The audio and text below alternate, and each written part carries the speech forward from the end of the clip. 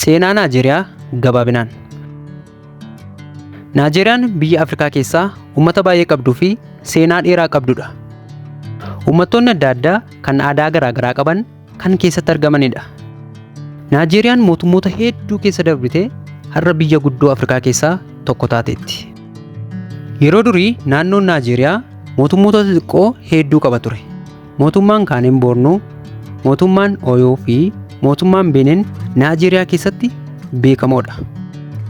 Uummattoonni Naajeeriyaa hojii qonnaa, daldalaa fi ogummaa harkaa irratti bobba'anii jiraatu turan. Jaarraa 19ffaa keessa mootummaan Ingilizii naannoo kana to'achuu jalqabe.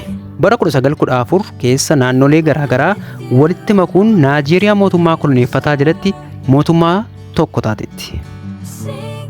Gaaffii bilisummaa fi qabsoo uummataa booda Naajeeriyaan onkoloolessa 1960 bilisummaa argatte. Kun yeroo seenaa keessatti jijjiirama guddaa fidee ture.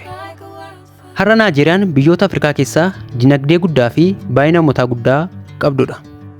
Uummattoonni akka Hawusaa, Iruboo fi Igboo waliin jiraatanii mootummaa dimokiraatawaa keessatti hirmaatu.